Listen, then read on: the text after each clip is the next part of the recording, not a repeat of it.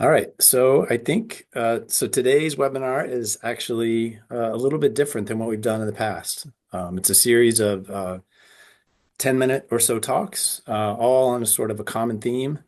That is Great Lakes beaches as nursery habitat for lake whitefish or Atikimag. And sort of each of our six speakers will be sharing not only the results, but also key lessons learned. And then we're really excited at the end of this for to answer questions as a large group. And so that is our plan for today.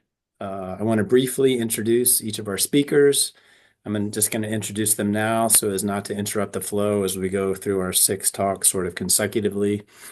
Our first is Kay Skubig.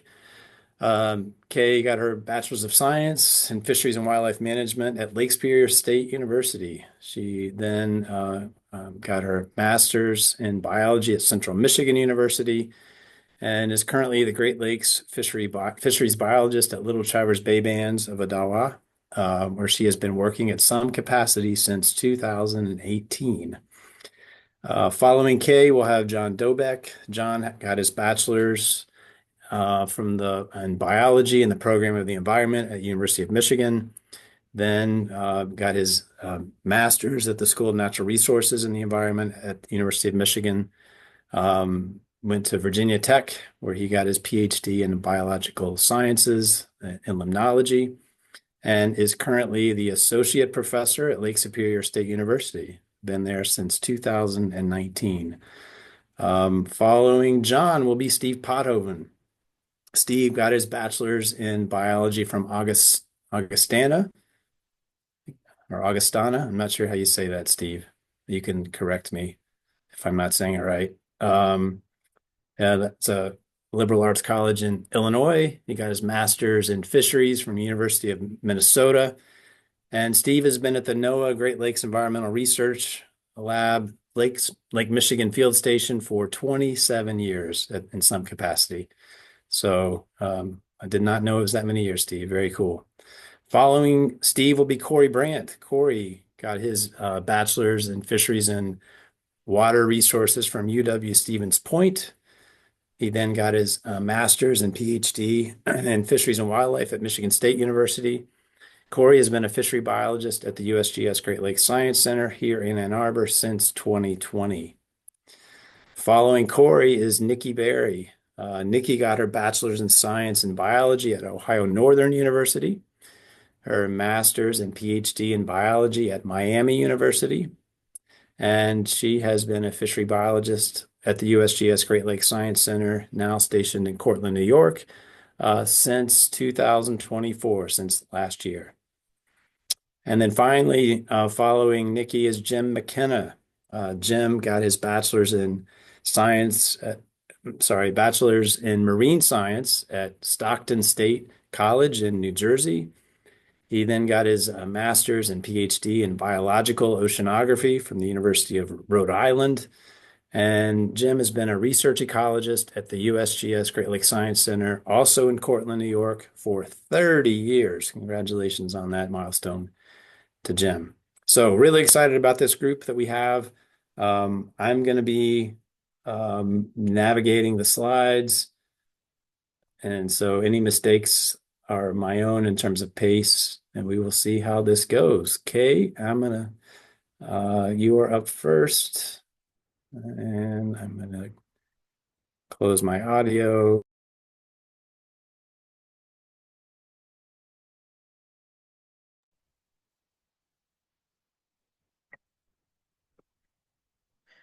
All right. Thank you for that introduction, Bo. Kay Indishnakas, Halin Ndonjaba, Pataskin Indora, Ndonjanoki, Dikimig, Minwa, Atonapi. That's my introduction in Anishinaabe Mewin. To start off these talks today, we're going to be getting kind of a background on what led to all of this.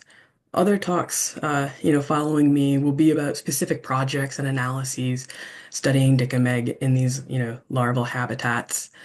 And I'm here to set the stage for those talks and share a history of how we all got here and to show some data to explain why this work is so important. Next. There you go. So Dickamig lake whitefish are incredibly culturally important to the Anishinaabeg people, including the Little Traverse Bay bands of Odawa Indians. There's a continuous, unbroken, and ongoing relationship between the people and the fish, this relative. I'm sure others today will share the economic value of this species, but I'm focusing on the relationship and the importance of ensuring that it continues for the next 7 generations and beyond. Unfortunately, this relationship is in trouble. Dickamig have faced population declines from a myriad of factors, including non-native species and habitat destruction and degradation. They're also facing potential bottlenecks at the larval stage. So knowing that these fish are so important and that they're facing these problems, what do we do about it?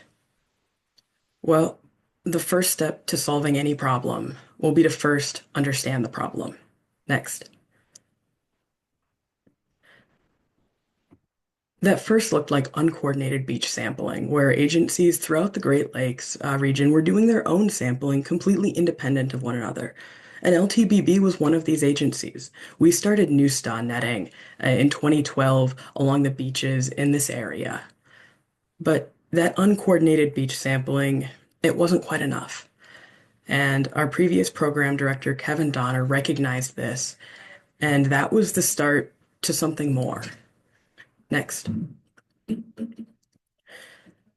These fish need us, and in turn, we need one another. In the beginning, the intention of a coordinated beach sampling program was to determine if we can create any kind of meaningful age zero year class strength index. So in 2013, that's what was done. It was the first year of coordinated beach sampling for Dickameg in the Great Lakes. And this was done by Little Traverse, Bay Bands, Charlevoix, DNR, and Sioux Tribe. So these three agencies had a total of 19 sites. And from this map here, we can see that most of these sites were fairly close together and in northern Michigan. The coordinated beach sampling had a pretty slow start, and participation was and still is completely voluntary. It took about 2 to 3 years before this concept really started to gain traction and extend, further beyond those original three. Kevin Donner, the previous program director here at LTBB, was one of the folks that headed up the original push for that coordination, standardization, and expansion.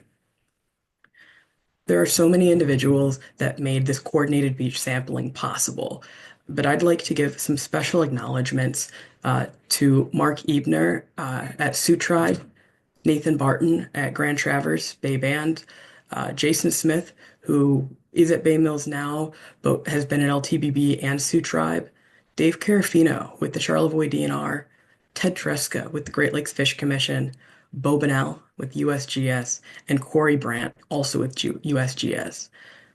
Through all of these efforts, the coordination from beach sampling have gone from these three agencies and 17 sites to this. Bo, next. There are 9 agencies and counting, and beach sampling sites all throughout the lower Great Lakes. I'd like to again acknowledge Corey Brandt for making these maps and also for heading up the newest push in coordination efforts. I wasn't around when all of this coordinated beach sampling was kicking off, and I did my best to retell the story as it was told to me. If I've missed any pieces or people in this background, please let me know. My email will be on the final slide. I'm very thankful to Bo for putting this webinar together, getting us all here, and for asking for this background to be shared. Next. So now that we know where we all stand, and that's together, I'm looking to highlight some of LTBB's work. So we've been doing beach sampling since 2012, 2013. That involves Newston as soon as the ice is out. Although if you look at this middle picture here, we can see Chad Lefevre standing next to a sheet of ice. The ice doesn't have to be completely gone for us to start our field sampling. And it continues through the summer with seining until those fish are big enough that they've left the beach. Next. So we have four sites highlighted on the orange box over on the right of Corey's lovely map. So these four blue dots, starting from kind of that bottom left and working its way up and around the tip of the Lower Peninsula, we have Little Traverse Bay, Sturgeon Bay, Big Stone Bay, and Duncan Bay. And something very interesting that we're going to track as we move through this is that the Dickameg are known to have boom and bust year classes. Next. So we start by looking with our new on catch per unit effort. So on our Y, we've got catch per unit effort in meters cubed, and on our X is year. And what stands out to me immediately are two huge spikes that we see relative to the rest of them in 2013 for Big Stone Bay and in 2014 for Sturgeon Bay. Now, with these being so much higher than the rest, it does make the other bars a bit harder to see and to really understand maybe what's happening in those other sites in those other years. So let's change that to visualize that better. So in this one, this is the same graph as before, just with our y-axis cut off at 4 instead of 16. The two bars with the asterisks above them indicate the ones that would go up to 16 plus if our graph extends that far. Now, let's focus now on these other bars, the smaller ones that we wanted to get a better idea of what's happening here. We can see almost rhythmic peaks and valleys as we move through time at these different sites. And this is what we would expect in boom and bust life cycles. But we also notice that our highest highs are getting lower and our lowest lows are lower still. So yes, there's boom and bust, but there's still trending downwards for our catch per unit effort. It's declining. Next. Out of curiosity, we can look at average length and see what's going on with the fish at these sites. And here we see generally what we expect to see. We sample it ice off and continue until the fish are large enough that we have to switch to a seine. So generally it's about between 15 millimeters and 23 millimeters, and our average is all within there. But we do see some interesting year-to-year shifts in the average size, which could be run down in the future to determine if that's a sampling artifact, if we were sampling later, water temperature is warmer, things like that, or if length is truly changing. It could be because temperature is warmer. A lot of different factors affect that. Anecdotally, I do believe that we see flips in not only which site has the highest catch rates, but also variations in size. Next. Now, when the fish grow large enough to outrun the new stun, I told you before we switch to seining. So here in our seine chart, we've got our catch per unit effort in meters squared on the Y and our year again on the X. What's really interesting to notice here is that we don't see the same spike in 2013 and 2014 as we did in our new stun net. And we see a comparatively large spike in 2020 that we don't see on our new stun. Despite those things not matching up, I believe that this seine chart does do a better job of showing these declines. There is some boom and bust, especially with that one really high 2020. But overall, if you look at everything other than that, we are seeing lower catch per unit efforts across the board, especially looking at that 2013, 2014, 2015 to then 22, 23, and 24. Next. So let's look at length again. Pretty similar trends to what we saw with our new stun. We expect that these fish become vulnerable to the seine a bit over 20 millimeters and are gone from the beaches by about 50 or 60 millimeters. I think it's interesting that we see no one bay having consistently higher average size, and instead we see variation. Just like our new stun, this variation is something to parse out. Next. So what can we learn from all of this? Well, we've learned that seine and new stun, they don't always match. We also know that catch per unit effort seems to be declining despite boom and bust cycles. There have been more busts than booms, and the booms have not been true booms. We've also seen that of our four sites, Sturgeon Bay and Big Stone Bay have the highest catch per unit effort, although high is still very relative. The variability in catches really highlights the importance of having a long-term data set that's sampled year to year. Let's imagine that we had only sampled 2013, 2014, and 2021. Had we only done those 3 years, we might believe that these fish are doing amazing, but they're not. And had we only sampled Duncan Bay in 2022 and 2023, we might have believed that there are no white fish using that area as nursery habitat. But we got a signal in 2024. We found white fish. It wasn't very many, but they were there. And so the variability that we see in these fish truly makes long-term data sets really important. Now, in the beginning of this, I said that the original intention of this coordinated study was to determine if we can create a meaningful age zero year class strength index. This is a very tricky goal to meet. But the seemingly simple beach sampling work does set the stage for other analyses done by individual agencies as well as the collective. Paired day-night sampling, UV exposure, identifying nursery habitat, it all gives us a better understanding of this species, and it better equips us to solve the problem and ensure the relationship with Dick and Meg continues. Next.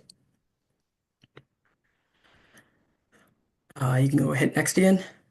So I'd like to leave this with,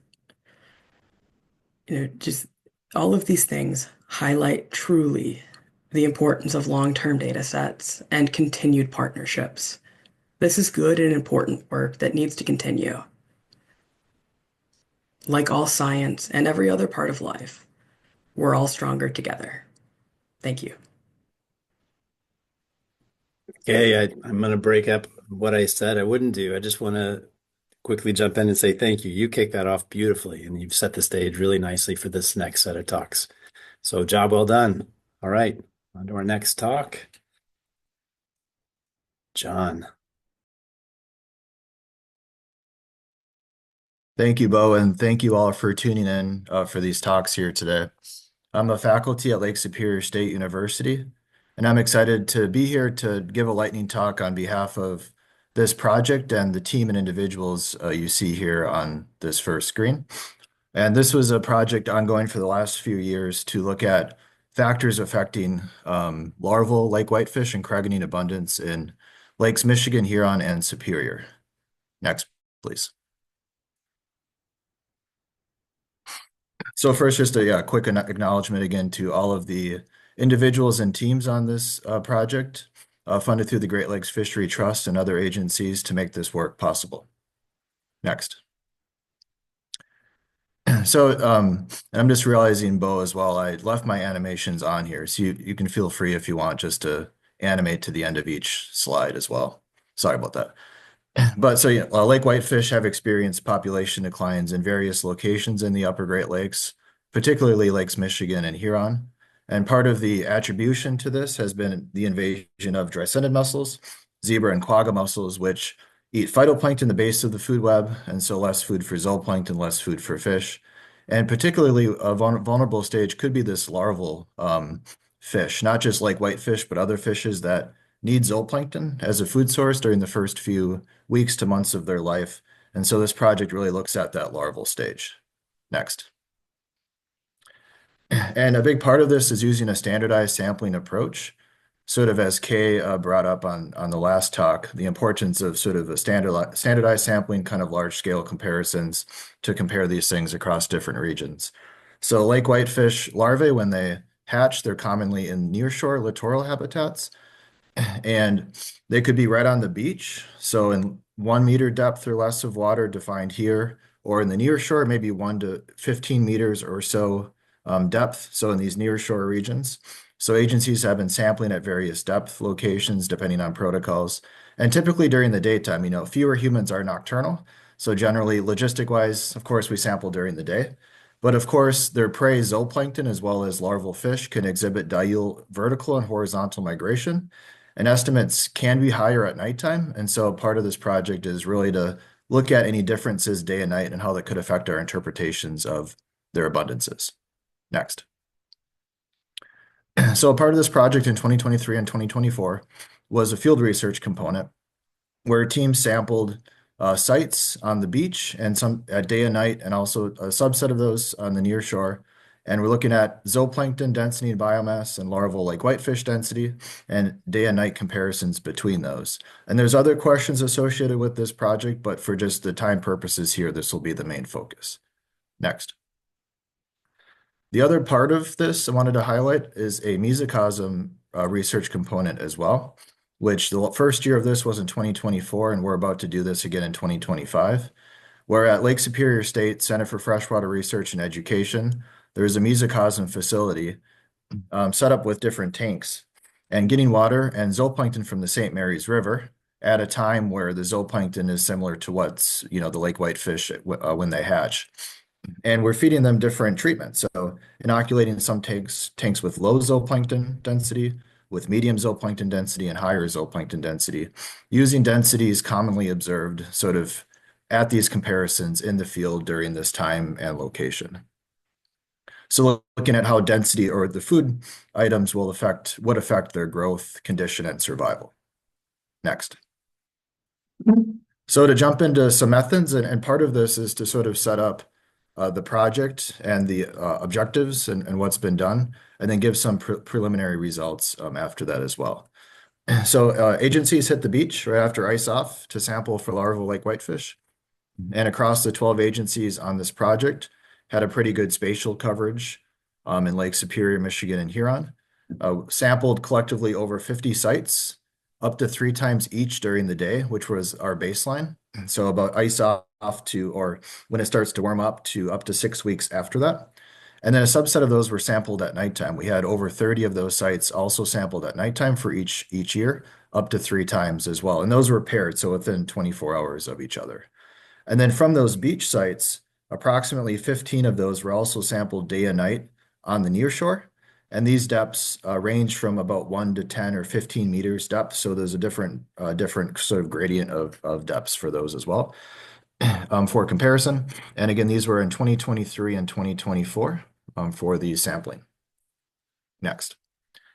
So for the standardized sampling protocol, across all the different areas, we sampled the same way for, substrate environmental characteristics, water quality, chlorophyll A for primary productivity.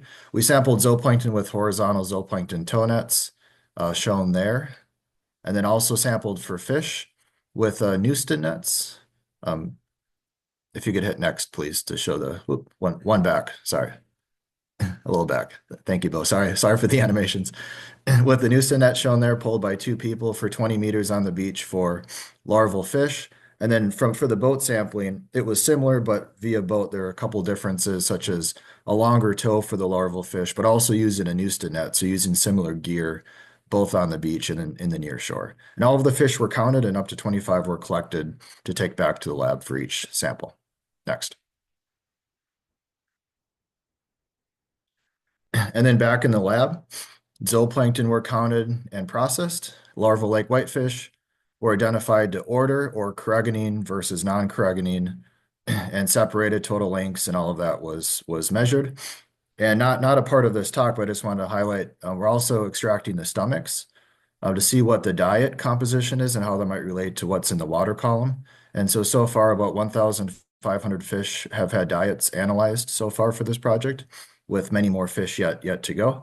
But the other part of those fish that have the diets extracted, the other part is sent to the U.S. Geological Survey in Ann Arbor for genetic classification down to species, which is super important to know if it's a lake whitefish or a cisco, for example.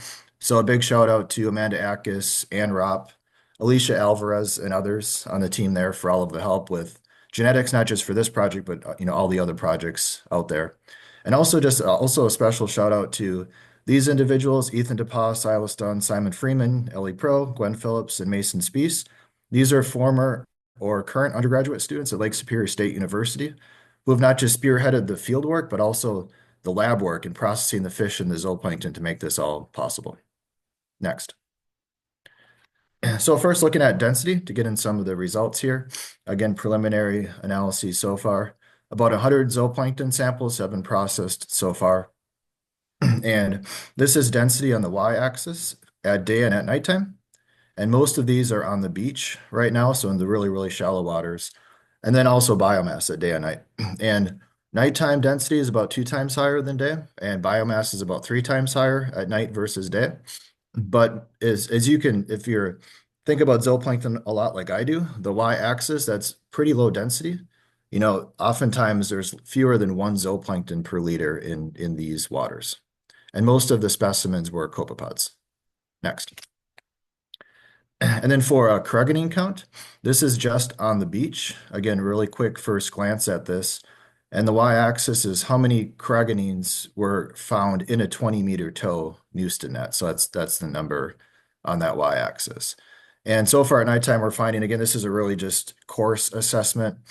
We want to get into some more paired estimates by site. But, you know, on average, nighttime is about twice as high than daytime for cruganing count. Next.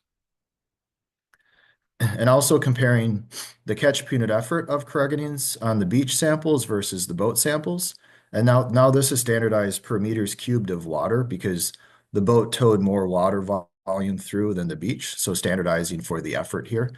But we found so far about 25 times higher catch per unit effort of cruganings on the beach versus boat samples. And this is irrespective of day versus night, so those are together. Next. And then really quick on just preliminary genetics data. This is for about 600 individual fish so far, with many more coming up. And just very, very roughly grouped by region. The yellow is dominated more by lake whitefish, and then the purple or pink is dominated more by cisco. So many locations, and there's a lot of gaps. We're getting data, sending data for the data are being processed here soon, but many places so far dominated by lake whitefish, with Grand Traverse Bay dominated by cisco. Next.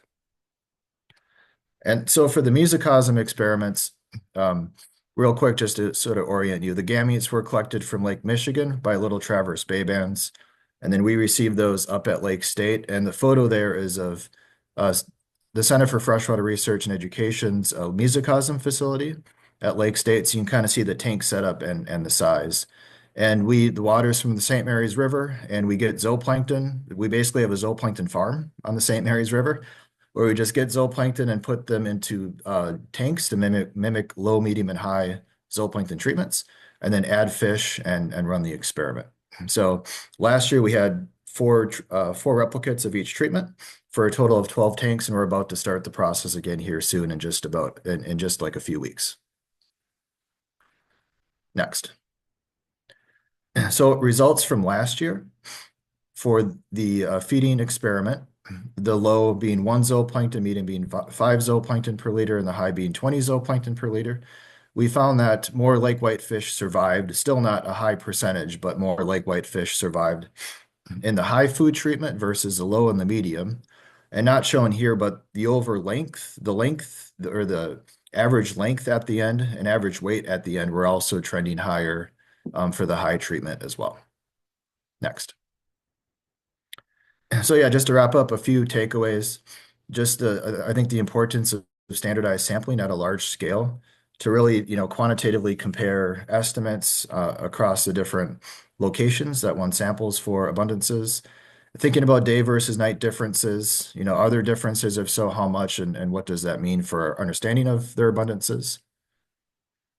And, there's places we know that have been hotspots, historically for larval abundances and for potential spawning, but identifying those and also potentially new areas that have not been sampled before are also important.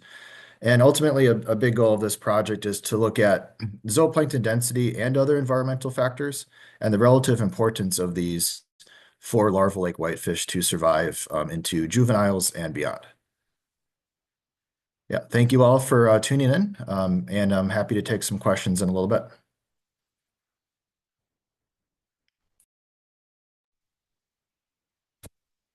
All right, thank you. I'm Steve Potovan, and I'm going to be talking about some of the NOAA sampling that's taken place in Southeast Lake Michigan. And these are some of the sites that Kay showed. We've been doing this since 2014, and we've been doing both Newston nets. We have a couple sites located in and outside of the harbor at Muskegon, and then we have three of our beach seine sites that are located off the river mouths um, in Lake Michigan here. This work was mostly done to look at the feeding ecology and be as well as be part of the larger sampling effort. But today I'll be talking about some of the actual results from the catches. And as far as know, all these fish are like whitefish. We haven't had any reason to believe that they aren't all lake whitefish, although there are cisco moving into the area, so that may change in the future. Next. So just looking at some of the catch data, just number per haul for both the Newston and the beach seine, and you can see when there are fish there, it's quite variable in those years. And so the variation here is among days that we sampled. We sample weekly with the Newston and over 2 or 3 weeks for the beach seine. So you can see that the years that we had fish, there's still quite a bit of variability, although it does look like some of the years, especially 2015, was a relatively good year. And then most of the last few years have been really poor. They're not variable just because we haven't caught hardly any fish in the nets. Next.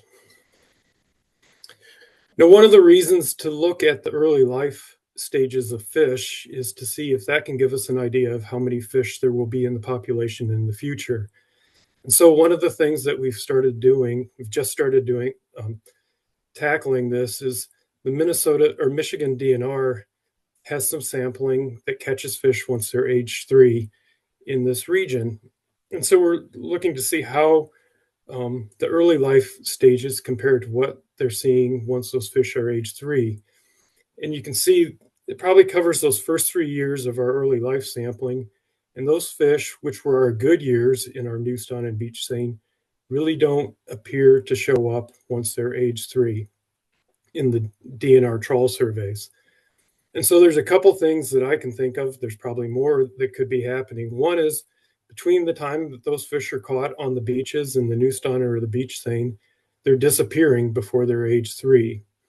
The other possibility that could be is even though we have relatively good years in our early life sampling, they're really not that good. And in order for us to see fish once they're age 3, we would have to be catching much higher numbers of fish during the early life stages. So unfortunately, we don't have sampling on the beach in the early 2000s to see if that might be the case. Next. So one of the things that we wanted to look at was what sizes of fish are we catching in each of these gears? And so this is all the fish overall, 9 or 10 years of sampling. And one interesting thing in our Newston sampling was we really aren't catching those fish until they're 15, 16 millimeters long, once they've lost their yolk sac. Of course, smaller fish should be vulnerable to these nets. They're a 500 micron mesh net, but they aren't showing up in the net, obviously, relative to how many there must be.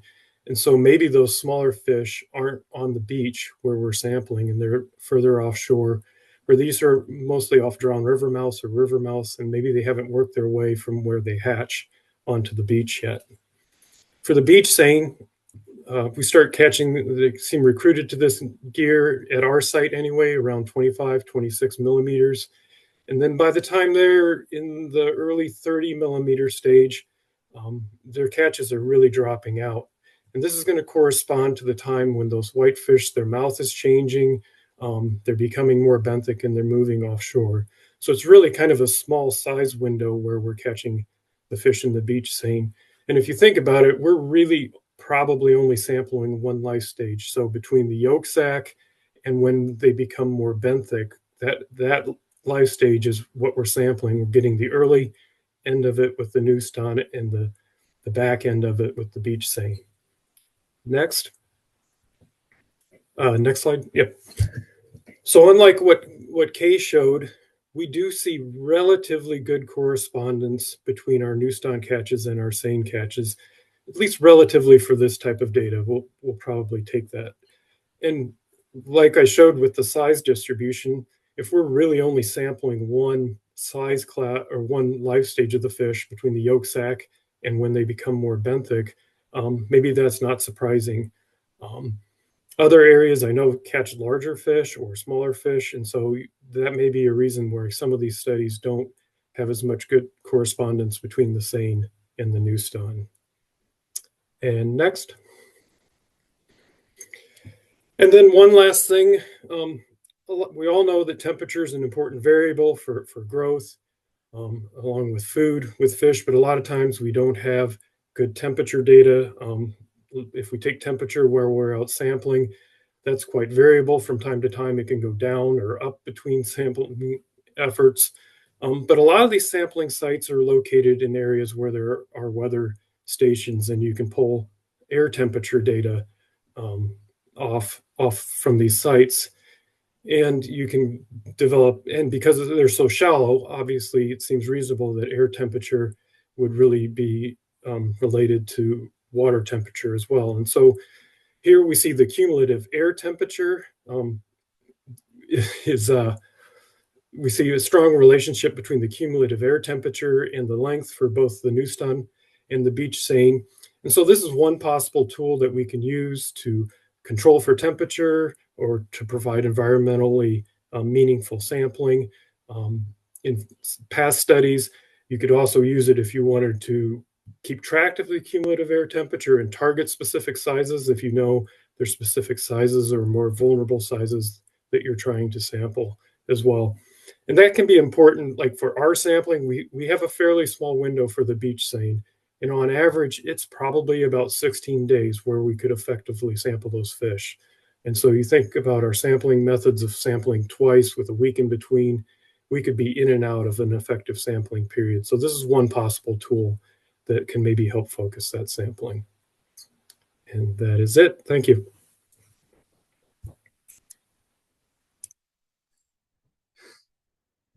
Thank you. Yeah, I'm super excited to be part of these talks. My name is Corey Brandt. I do have to apologize. I'm rocking a solid cold right now, but that's not slowing me down on my excitement to have conversations with this group about beach sampling today.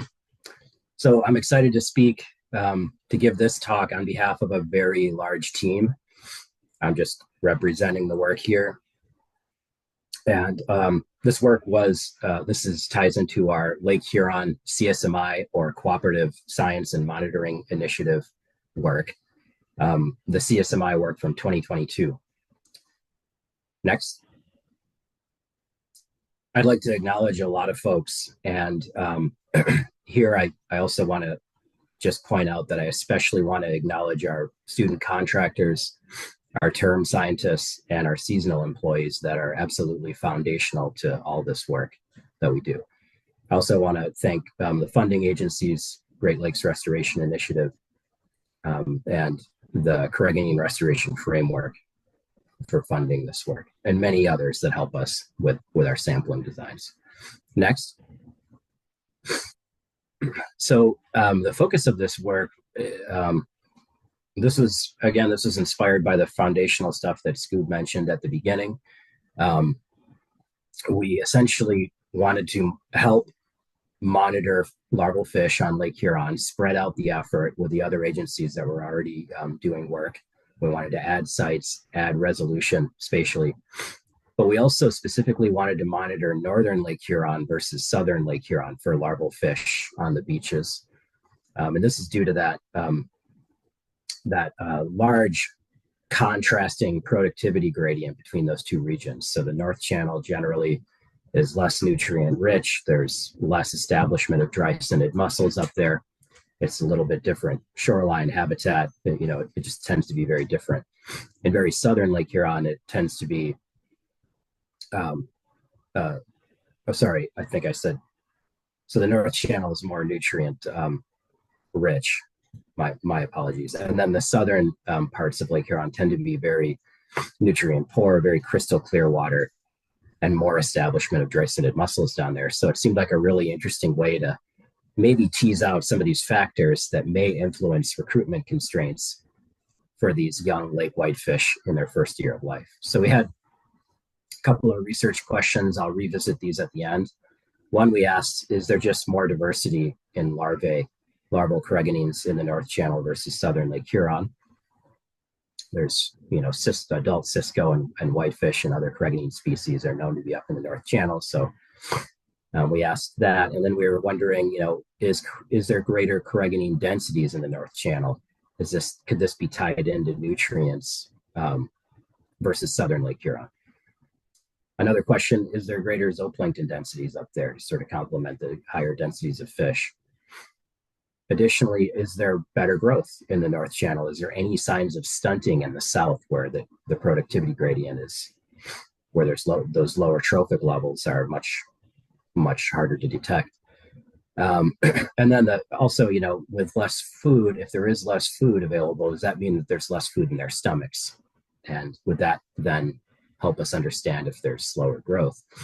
So these are some of the core research questions. Thank you. So our sites, just a quick look at our sites. We had 4 sites in the North Channel: Lakeside Beach, Peace Park, Fourth Sand, and Baharial. And then 4 sites in Southern Lake Huron indicated there. Next, please. And our sampling approach, as mentioned in previous talks, is very similar. We synergized this with everyone else sampling. So we had a little bit of a difference in that we hand-towed a Newston net on the beach at the same time, at some of those sites, at the same time that we did small boat bongo sampling for larval fish, just to compare the very beach habitat to just offshore of the beach. We took those larval fish. We also did tows for zooplankton alongside our larval fish samples. With those specimens, we did identification and counts. And then with the fish, we confirmed species with genetics, did some morphometrics, aging, and diets with those fish. Next. So overall density is on the beach with lake whitefish. We were a little surprised by this one when we processed all the data from 2022. We actually saw a peak, or one of the highest density sites was in the south, unlike our thoughts that it would probably be in the north. But overall, you see there was real high variation in density at these sites. Beaches are not the same, at least within 1 year. And according to our sampling, we just saw this high degree of variability with our sampling. And Harbor Beach surprised us with these very high densities overall of lake whitefish larvae. Next, please. So this is that same mean density plot that I just showed, lake whitefish per meter cubed across the sites. And I just overlaid it on top of our mean density of all crustacean zooplankton, so number or count per liter. And I just wanted to quick point out with the two green rectangles there highlighting it is that high zooplankton densities didn't necessarily mean high fish densities overall. And it was sort of like one site surprised us at having high densities, very, very low, like Harbor Beach, high densities of fish, but very, very low, orders of magnitude lower zooplankton densities compared to some of the North Channels. And perhaps this doesn't surprise folks, but I thought it was pretty notable to include. Next, please. This is a lot, and it's not for detailed reading, but this is our overall zooplankton densities by groups of certain zooplankton. And I just wanted to point out that I indicated where the 1 individual per liter mark is. And generally in the North Channel, most groups of zooplankton, nauplii, cyclopoids, cladocerans, they were sometimes orders of magnitude higher in the North Channel overall, across time versus Southern Lake Huron sites, with the exception maybe of calanoids, which were kind of just rare everywhere. But I just wanted to point out that higher zooplankton density in the North Channel overall. Next. So I chose 2 sites to talk about today. I'm just pointing them out there. I'll quickly tell you why I chose those 2. It's Fourth Sand Beach in the north and Harbor Beach in the south. Next. Due to time constraints and resources, we had to prioritize a couple of sites to go into more details with these fish. We chose Fourth Sand and Harbor Beach. One, because these graphs just show mean density of fish we caught over time on that beach with the new ston. These are larval lake whitefish. And you'll see for a fourth sand beach, there's this peak around 11 May that gets to about 1 fish per cubic meter. And then they taper off again until we couldn't catch them anymore. Just below Harbor Beach, we also saw similar densities that gradually picked up until that might be a little cut off for you, but I think that's around the 2nd of May. You'll see that higher peak. Oh, there it is. Yeah, 2nd of May, around 1 fish or a little bit over. So similar densities at their peak. But when we looked at the growth over time, sorry, not the growth, just the general size of the fish over time, we saw in the North Channel, they just continuously got bigger until they disappeared. They hit about the 20 millimeter mark, and then we weren't catching them in the new ston anymore. While at Harbor Beach, they stayed fairly, consistent in their size as we caught them each week. And there could be a million ways to explain, they could be new batches of fish moving through. It's not the same population down south. There could be a lot of things to think about here, but it certainly sparked our interest to investigate more. Next slide, please. So now I'm going to show a series of graphs in a kind of slide-by-slide animated way that just show the total length of the fish we caught and the estimated age using otoliths that we did in the lab with these fish. I broke it down between yolk sac fish, post-yolk larvae, and then I combined the two in the third graph. So you'll kind of get used to how this turns, the graph is shown here. But generally, and then I'll show fourth sand first and then add Harbor Beach as we go. So fourth sand, you see, it's a little noisy, but generally as they got older, they were getting longer. Next, Harbor Beach kind of overlap and they do sort of indicate a trend that maybe they're falling below the curve a little bit in Harbor Beach, but it's pretty much overlapping. Harbor Beach yolk sac larvae generally, getting longer as they get older. Next, in the post-yolk larvae, they have absorbed their yolk sac at this stage. A little noisy, you can see, but generally the North Channel fish were getting larger and aging still. Next, please.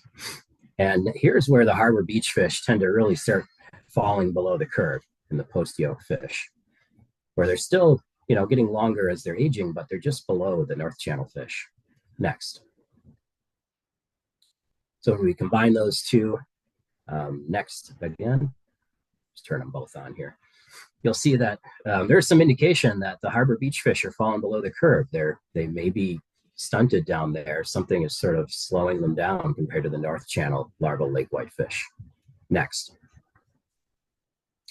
Then we looked at the maximum diameter of the otoliths, just another proxy that we could use for age.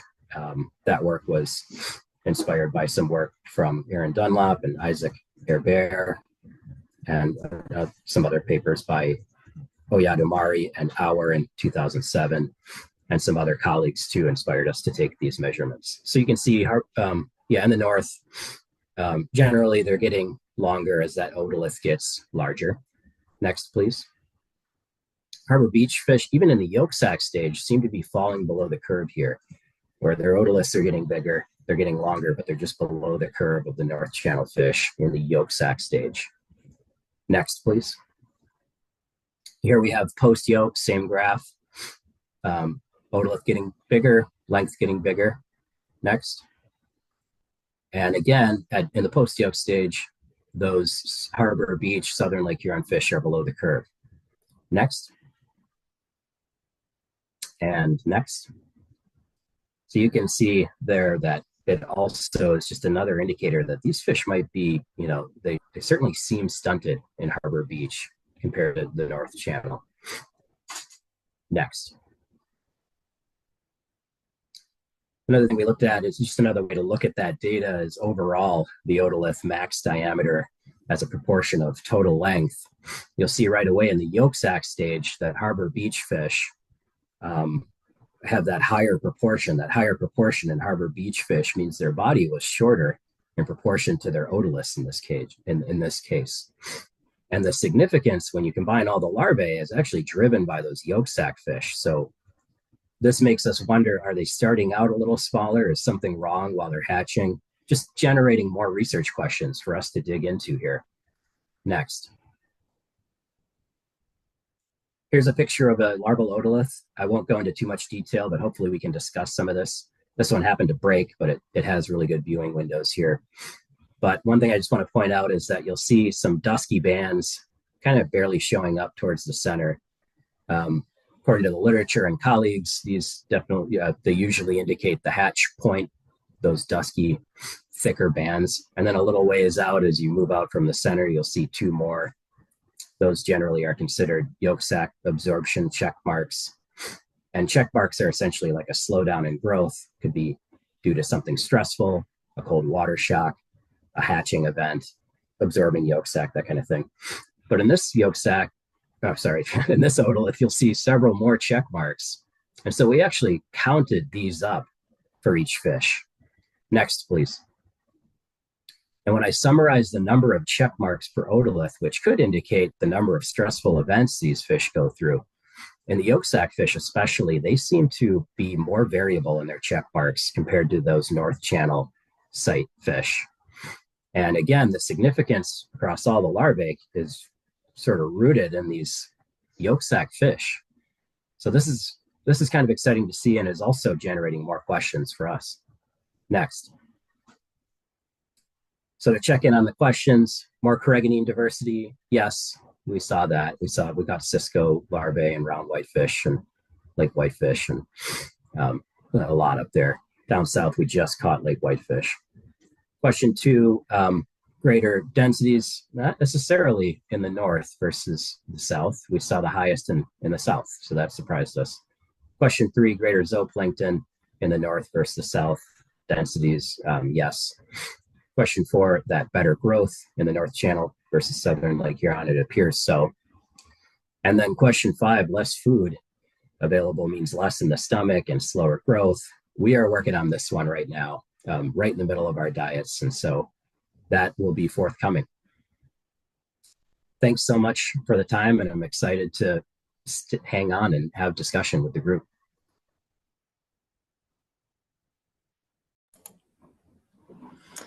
Hi, everyone. Hopefully you can hear me. My name is Nikki Berry, as Bo had suggested, and I'm going to talk to you today about some of the implications of larval lake whitefish exposed to UV radiation in beach habitats. I want to take a moment, thank all of our funding sources, as well as my many co-authors that are listed on this project and really helped with the data collection and analysis, and Miami University, where I was stationed for a while before coming to the USGS and continuing this work. Next slide. So today we're going to talk about UV radiation, or ultraviolet radiation, which is the damaging wavelengths of sunlight. This is the stuff that gives us people sunburn, especially varying amounts depending on how much protection you may have, whether it be sunscreen or pigment in your skin. It also can cause sunburn on fish, and many of you may have seen this slide to the right, where we've recently, with the help of Jen Schumacher, who's at Miami University, we've recently developed ways in which we can actually quantify the level of sunburn on larval fish after being exposed to UV. Next slide. From my dissertation and earlier work, which many of you may have seen a slide like this before, we found that the UV tolerances, or the lethal exposure level at which 50% mortality would be expected, can vary by the species of carrageenans. For example, larval bloater have almost 2 times or more than 2 times as high of a UV tolerance than larval lake whitefish, and cisco are somewhere in the middle. And this damage can have longer effects. It's not just lethal, but the picture to the left here, these are fish that are actually technically still alive, as in they have a heartbeat, but you can tell from the morphological damage onto these fish. In reality, these fish would not survive in nature. Next slide. We did the laboratory experiments establishing what the differences in the tolerances were, and then we started to expand this and extend this research to looking at what solar radiation and the interactions with these fish. So the first experiment we did was really trying to test this thought that the larval carrageenans are positively phototactic, and that just means they're attracted to higher intensities and visible light. And if that's the case, they may be susceptible to solar ambush from the sun, which was a hypothesis originally developed by or proposed by Craig Williamson in his 1995 paper. And it's effectively that fish that are attracted to higher intensities of light or the sun may occupy shallower depths within the water column, get that bright sunlight for whatever reason they may be attracted to that. And if they cannot detect the presence of UV radiation, especially in a really clear habitat, they would be ultimately swimming to their deaths.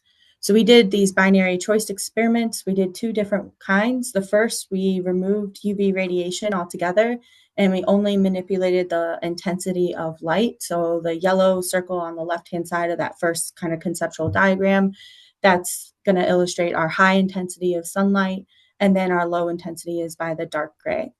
The second set of experiments that we did, we wanted to test if cragganine, so cisco and lake whitefish, could avoid UV. So we kept the light intensity of visible light equal on both sides, but on our left, not always on the left, but in this diagram on the left side, the purple is represented by the side that had UV present, and the dark gray is where UV was absent. Next slide. In doing these experiments, we tested 2 populations of cisco and 2 populations of lake whitefish. Our 2 populations of cisco came from one from Lake Huron, which is an inland lake in Minnesota, and the other from Lake Ontario. It's actually a population that we caught from Cheneaux Bay. And what we found was that for cisco, which I have out kind of boxed in green here, they tended to seem to prefer slightly lower intensities, if not no. Preference was really made for our Lake Ontario population. And opposite of that, with our lake whitefish experiments, we tested a population from Lake Michigan and a population from Lake Superior. We found that lake whitefish tended to spend more time on the higher light intensity sides, just in maybe a positive phototaxis response. Next slide. Interestingly enough, when we removed the differences in the intensities and we only manipulated the presence of the wavelengths of light, specific wavelengths, we found that cisco overwhelmingly spent more time on the UV absent side of the trays, and that was true for both populations that we tested, whereas lake whitefish made relatively no choice, if anything, maybe slightly more time on the UV absent side, but for the most part, there was really no choice made in either of those populations. Next slide.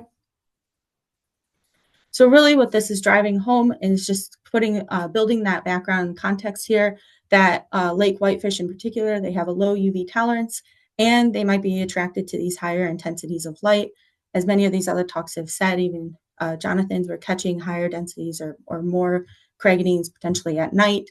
So this is a little counterintuitive, but with the lower UV tolerance and the inability to differentiate between UV wavelengths, the presence of it, maybe this is causing them to be more susceptible from solar ambush from the sun. In other words, getting sunburned and potentially dying. Next slide. We wanted to connect these laboratory experiments that we did to some more field surveys in shallow beach habitats. And this is a more recent element of the project. So I just have some preliminary and kind of a small sample size of data to share with us today. Next slide. So to summarize, these are all the sampling events that we've done, and actually many of the sites that were talked about today are included in some of the sites that are presented in this figure. Generally speaking, these beach habitats are very shallow. If you think of them as being a meter or 1 to 2 meters, generally a meter or less deep. And of all of our sites that we had sampled, 69% of them were actually had a UV depth, which is we measure it by a 1% UV depth. You can think of this similar to a 1% PAR depth. And we estimated it to actually reach deeper than what the actual bottom depth of that site is. And so that essentially just means that UV is penetrating throughout the entire water column. So this is possible for a handful of the sites that we had sampled. Next slide. Looking at just a subset of sites as one example here, and trying to pair it with some of the larval fish. Corey already had talked about this, but his three of his southern Lake Huron sites, we also took UV measurements at those beaches. And what we found on the left here, again, low densities of lake whitefish were caught throughout the whole sampling season. But with those changes in density, so that decreasing density going from Harbor Beach to Port Sanilac to Port Huron, we see an inverse, in some extent, relationship with an increasing estimated 1% UV depth. And so there's potential here. If nothing else, this just does show some support in which UV may be one of the players. Next slide. And so I just kind of want to end it on that note here. And just thinking back to what Kay so elegantly put earlier to start this talk is, we're obviously not saying that UV is the end all be all factor, but we definitely are finding some evidence and support here that for lake whitefish in particular, UV may be one of the contributing abiotic stressors for these early life stages of fish. And with that, I'll pass it on to Jim.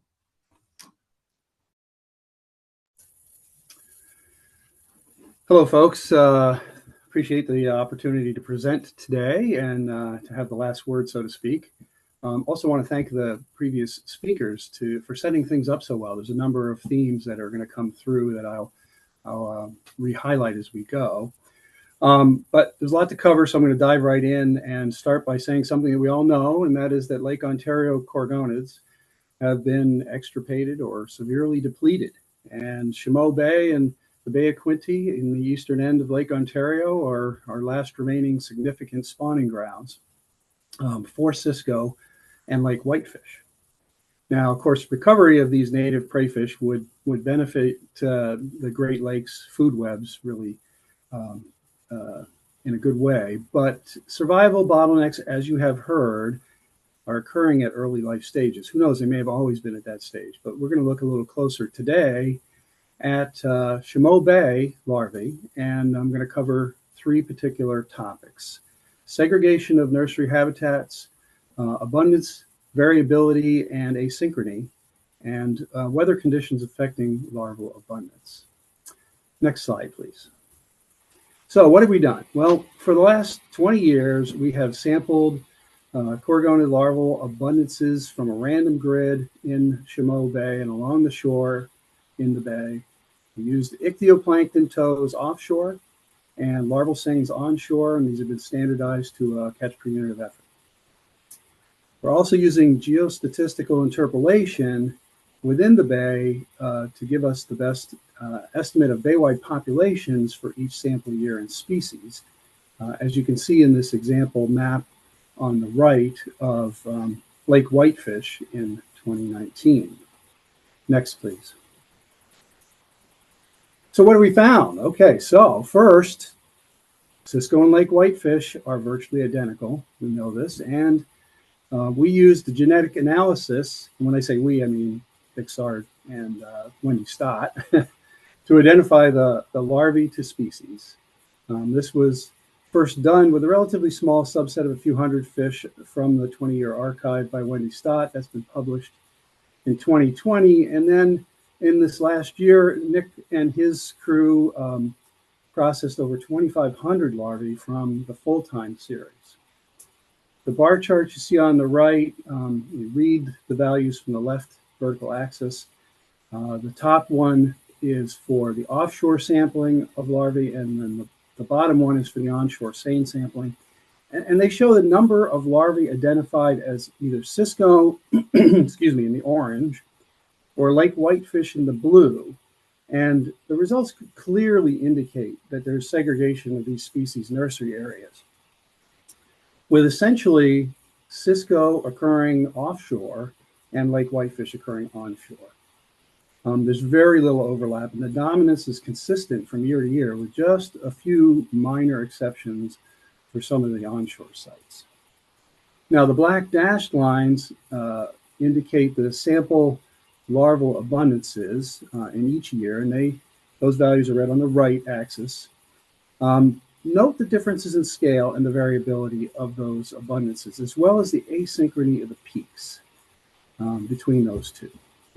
Now, because of the strong dominance of cisco offshore and lake whitefish onshore, I'm going to speak about the species instead of the habitat for the rest of this talk. But know that in this case, what I'm presenting here has a little bit of mixing going on.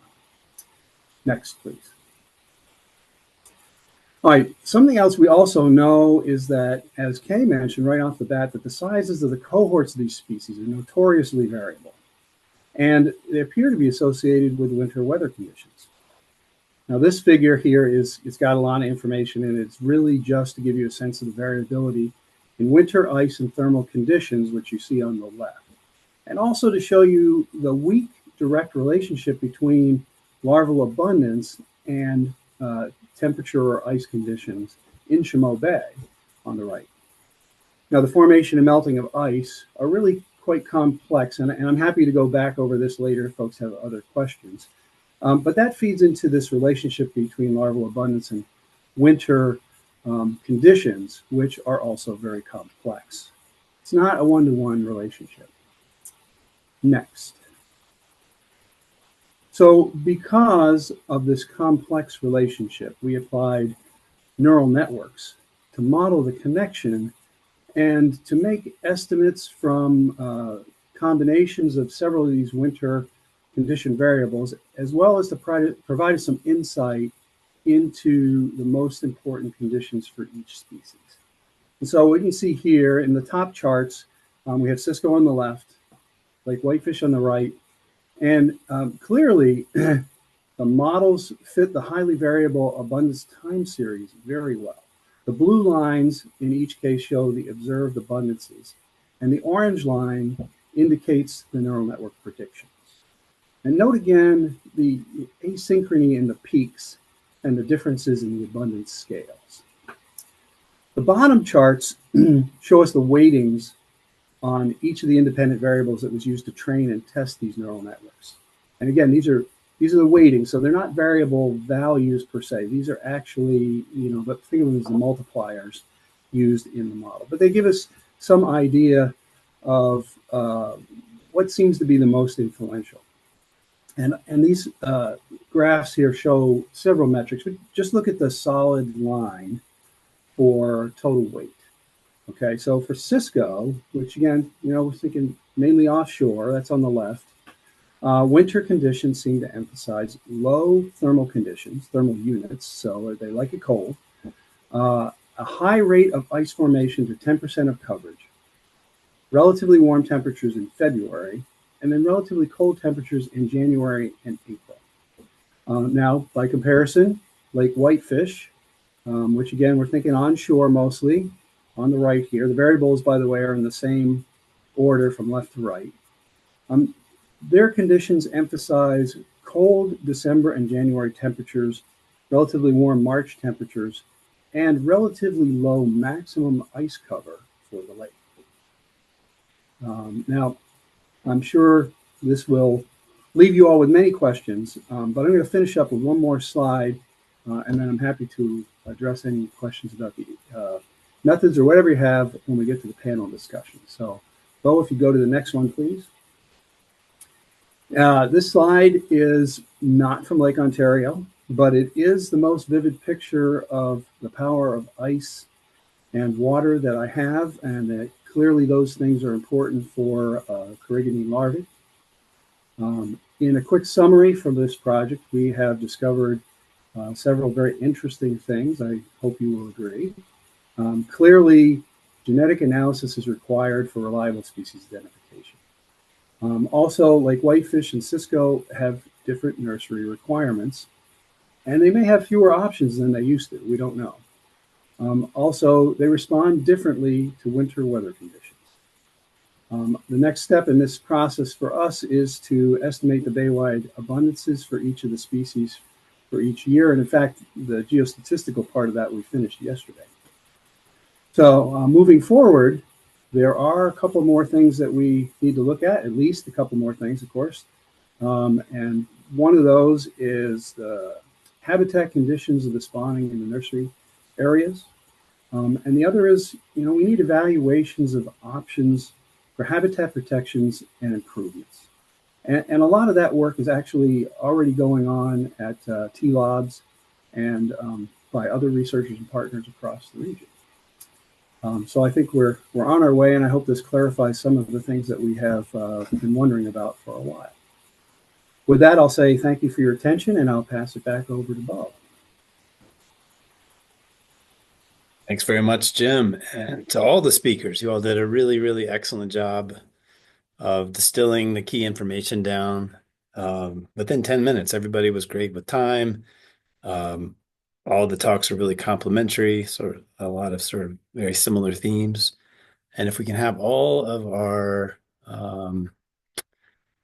speakers turn their cameras on. Ta-da. Figure out how to close this and show. Does anybody want to start us? So for questions, we welcome definitely questions from our large audience. We had nearly 100 people joining today, which is awesome. So for audience members, you can raise your hand, throw your camera on ideally. You can put a question in the chat or just ask it yourself. And we've got Taylor to kick us off. Hi, can you hear me okay? Great.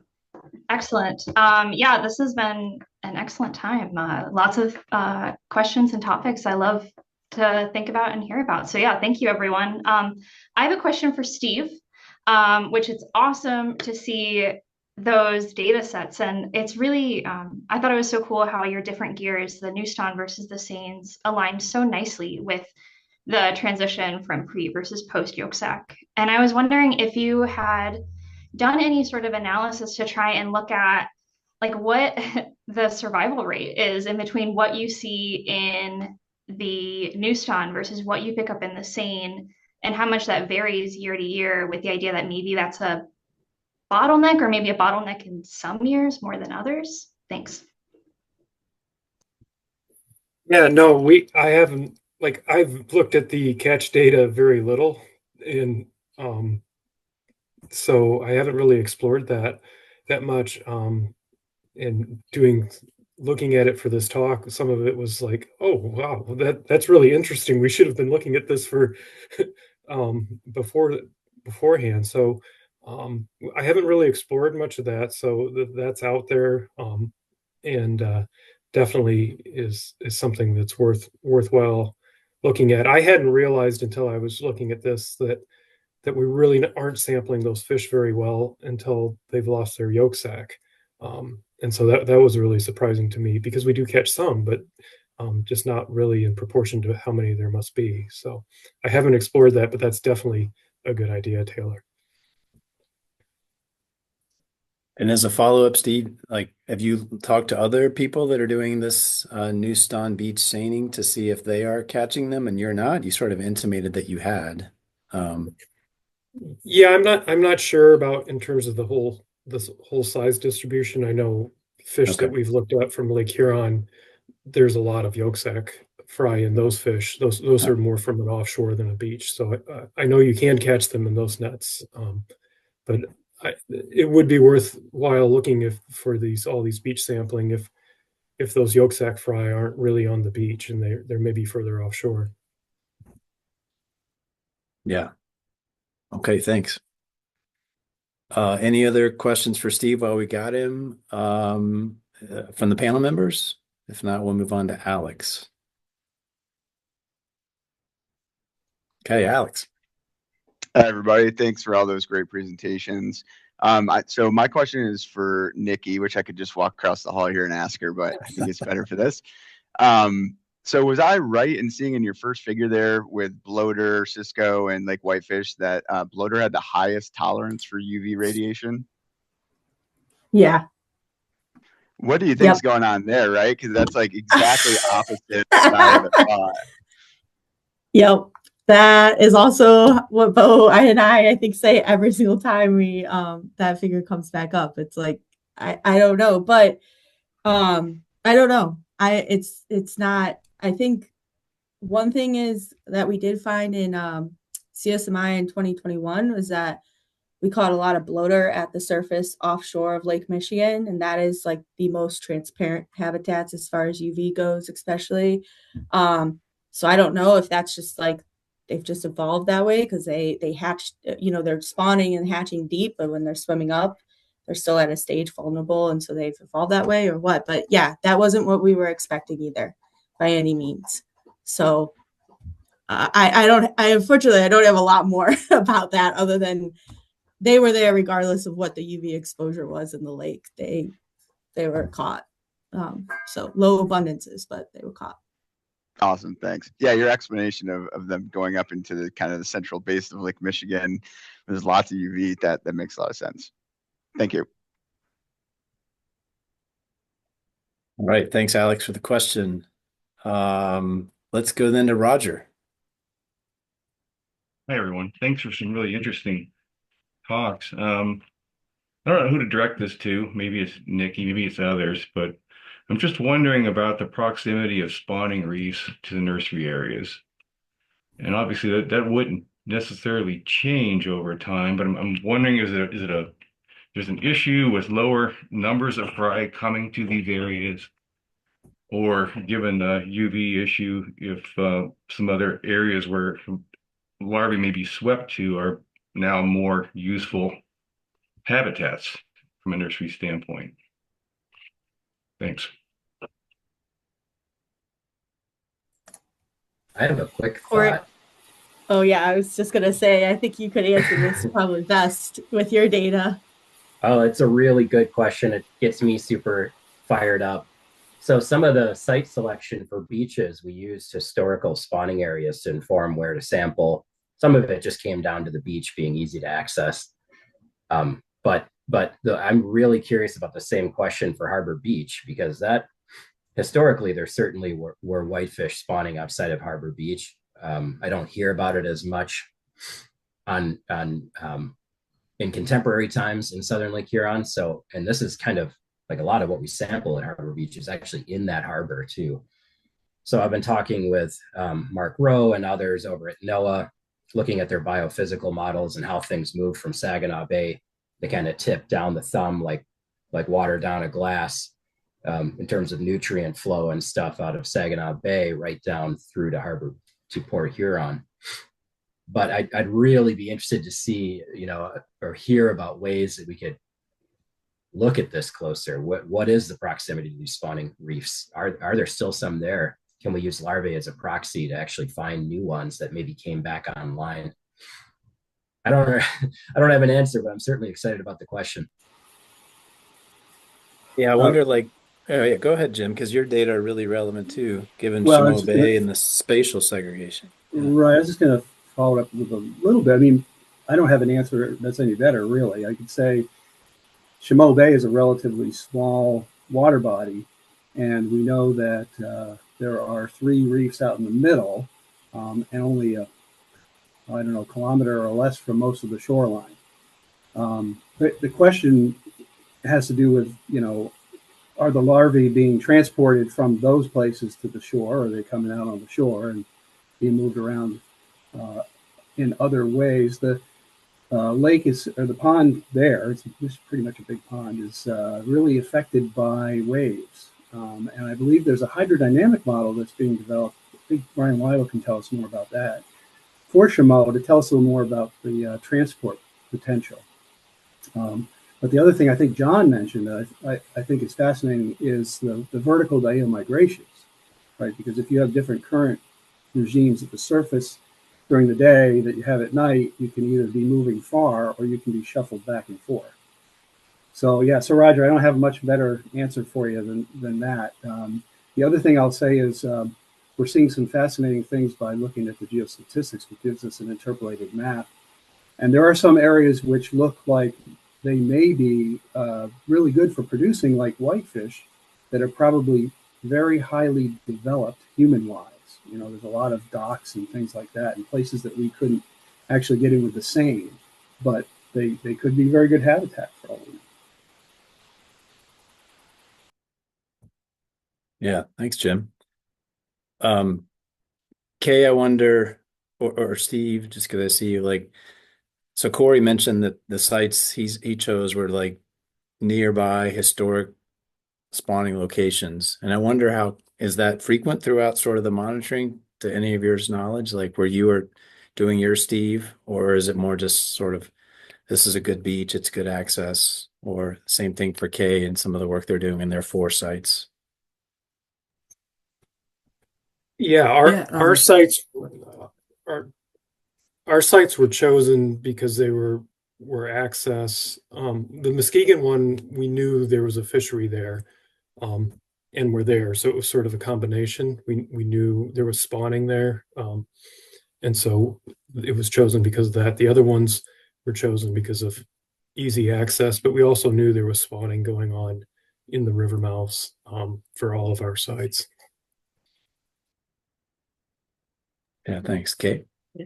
yeah, ours were pretty similar. All four of our sites, so they're all easy access, but that wasn't the only consideration. That was mostly how we chose the exact spot within like that general area.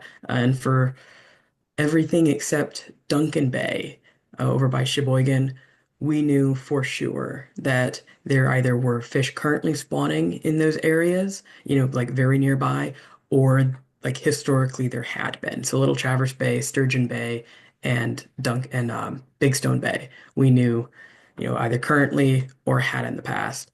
And then Duncan Bay, currently we didn't know, but in the past, and so that one got added.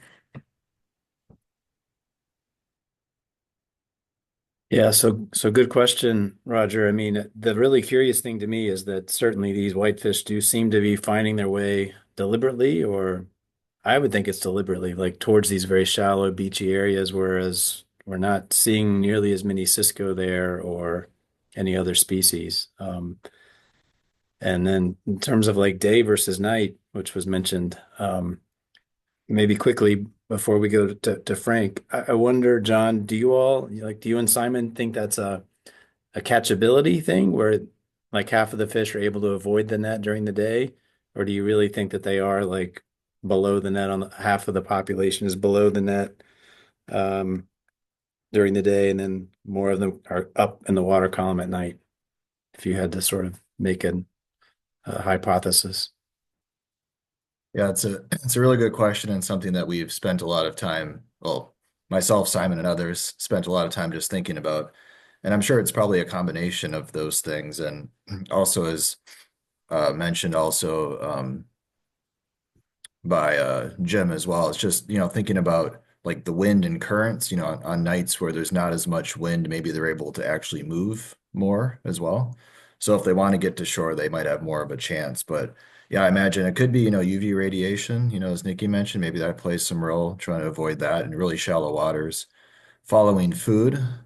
So we're finding with this work too that the zooplankton densities are higher on the beach than they are in more nearshore waters. Finding food, maybe trying to avoid predators. But just like observationally, sometimes with a Noosa net, if you're capturing larval fish, not always, but sometimes you see a bunch just right at the bottom. So, thinking even with the Noosa net, are we missing some during the day because they're just right at the bottom where they can kind of scurry out quickly or get underneath if they're close to the edge? Where at nighttime they might not have that opportunity. So I imagine it's a mixture of those things, but definitely interesting to explore more for sure. Yeah, just John, you said something that got me thinking too of there's a decent amount of like inland lake literature, at least from my advisor from Craig and his team, where looking at diel vertical migrations with zooplankton, different species have different tolerances.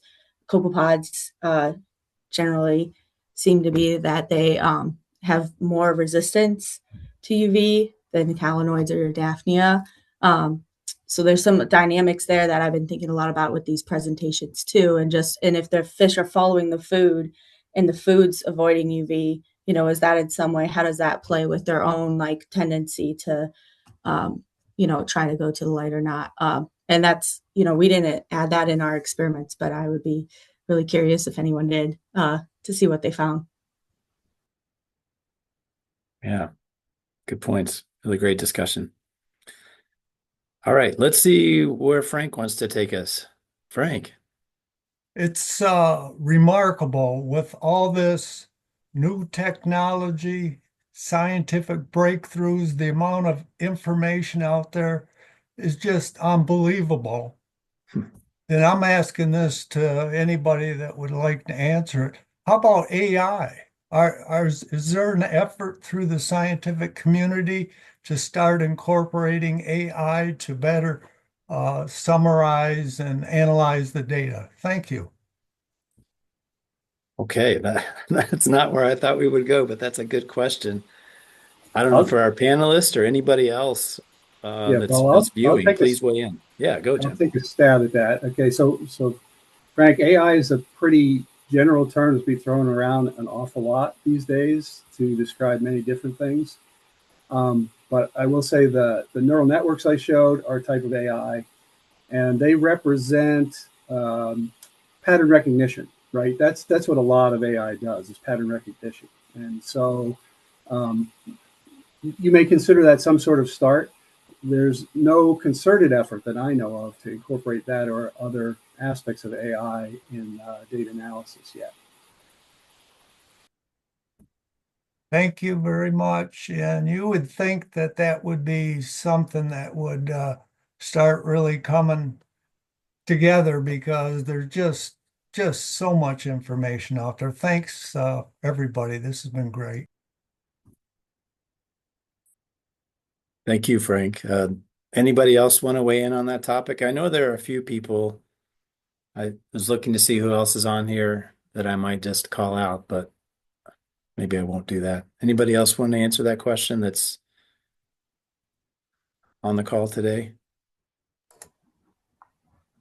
I put it in the chat, but I know Nick Sard at SUNY Oswego, he's like amazing with his incorporating AI and stuff into some of his just routine approaches, as simple as just recording transcripts of meetings and being able to share back notes with these large collaborative efforts. I think that has been really impressive to me. Like Kai mentioned at the start, right? It's hard to get so many different groups together and coordinated and all on the same page. And just having a tool like that that's kind of writing the script for you or writing up the conversation for you as you're having your meeting, instead of having to go back through and scramble or to put your notes together and make sense of that, and sharing that back with everyone else at the team that they can refer to it. It's really helped, I think, enhance some of the conversations that we have with him and his researchers, his team. So that's one way or example which I really have seen.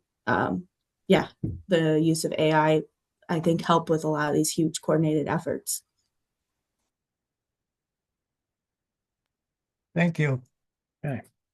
So I'll just maybe hit on a few notes I took down. So John, I think your experiments are really cool. At your 1 per liter as your low, which is pretty typical, I think, for what's been observed in many of the beach densities I've seen, which are still higher than what's seen just a little bit offshore, as was mentioned.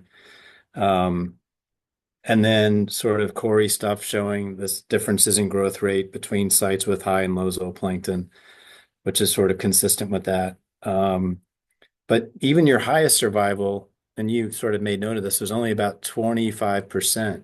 And I guess you're doing it again this year, but were you surprised, like, of the essentially ad libitum food, your survival was still only 25%, or is that, am I being too critical of that? Yeah, I would say we were surprised. We expected just some natural death, I guess, to, mortality to occur just from stress or, whatever, being in the tanks, different environment. But yeah, we were, I guess, we didn't expect how many would survive, but I guess I would expect it maybe more, at least in the high treatment. But 20 per liter, that was also part of that. Well, most of that was from sort of like the gradients we found just from the samples. 20 is still sort of low for or still pretty high for what we observed, kind of on the higher end. But there's also like a previous study that found that about 20 zobes per liter was a needed amount for a different Cragonian species, I think in Europe, to even survive at least a little bit. So I don't know, maybe, it's interesting. We'll repeat it again and see if it's similar or not. But, is 20 sort of like a threshold, or is it lower or higher? It's sort of a question with that for sure. So you'll use the same densities this year? We're using the same low and the same high, but the medium, we're actually increasing that a little bit to see if there's some sort of like step between, it's 10 and 20 basically. Because right now, the first time we found low and medium to be, very low, like both of them, and high being higher. But is it more of like a stepping sort of a level to kind of separate to make the medium more in between the low and the high versus more towards the low? We thought about changing the high. The hardest thing is we only get so many zooplankton. We're collecting them from the river, and so we need to get enough volume of water. And sometimes getting 20 per liter to fit all of the tanks is difficult. So we also are kind of constrained logistically with what the highest could be, basically. And I love that your study also has Lake Superior in it, where, of course, so we have North Channel without mussels or low mussels and Superior. And if the mussels are affecting the food, Corey's study showed higher densities of zooplankton, of course, which you were a big part of, in the North Channel relative to southern Lake Huron. And what about the Lake Superior sort of beach densities of zooplankton? Are they also like lowish or any different from, say, northern Lake Michigan, where it's quagga infested? Yeah, I guess we haven't looked at that specifically yet by the zooplankton densities by lake, but definitely something we'll be doing and would be interesting. I'm not, I think from Simon had a previous manuscript from his thesis, but I think from that they're pretty similar. Like perhaps Michigan and Huron were higher, but now they're getting lower to where Superior kind of is type of thing. But for this study, we didn't look at that yet specifically. Interesting. Okay.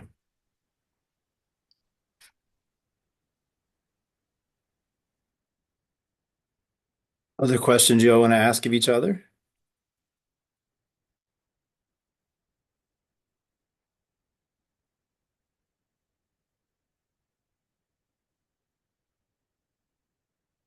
Not, it has been an hour and a half. This has been a really great set of talks and good discussion. Nikki, you gonna ask something or you just no? Oh, I was gonna ask Kay what their thought was for some of those long-term declines. If there's any one driver that your guys' team is really like queuing in on right now, more so than not, and or just curious, like the historical knowledge from the team. Is there anything from the community members or anything like that have kind of like really pinpointed or really is driving some hypotheses right now? Good question. Yeah, so the thing that I think of immediately for declines, I'm thinking of Little Traverse Bay. So that's where we've been doing most of our like egg take happening, and we do our beach sampling, walking distance from where we do our egg take, right? It's just down the beach. And we've been finding lower and lower, numbers of whitefish when we're trying to do that egg take. We're also seeing not very many babies showing up on the beaches. So those things are logically very connected. And it could be an artifact of that. Obviously, that doesn't affect our Little Traverse population, wouldn't hold the same for our other places, and we do see those declines at our other sites as well. But maybe that means that they're all declining. But I could really only say I am very sure that Little Traverse Bay, the adults are declining, and also the larval fish on the beaches are declining. The others, we haven't done those types of studies there, but that would be something really interesting to note. I'm really interested to see what we see this year in terms of fish in these areas because of the ice cover. Last year, Little Traverse Bay never froze over. This year it has. And so there's some thoughts of ice cover, even for, UV stuff like you're doing, or, protecting them like that, like ice cover being really important there. So I'm really interested to see if we can do it, last year to this year comparison, just because it was so different.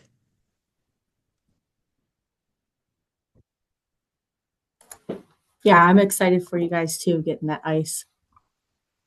It's a nice year. Yeah. I think everybody humans too, enjoyed having a winter. And Kay, I don't know if you have your chat open, but Becky Adams provided another link where maybe Corey could add to the map about some on the Saugeen Peninsula, the Saugeen Ojibwe sampling along the shoreline. So thank you for that comment, Becky.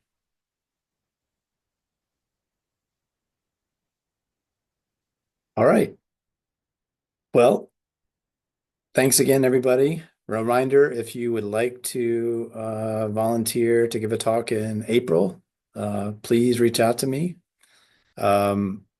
If we don't connect in April, we do have a great set of talks by Caitlin King and Laura Lee talking about some restoration planning for the Cisco restoration that is going to be beginning in Lake Erie, in the New York waters of Lake Erie.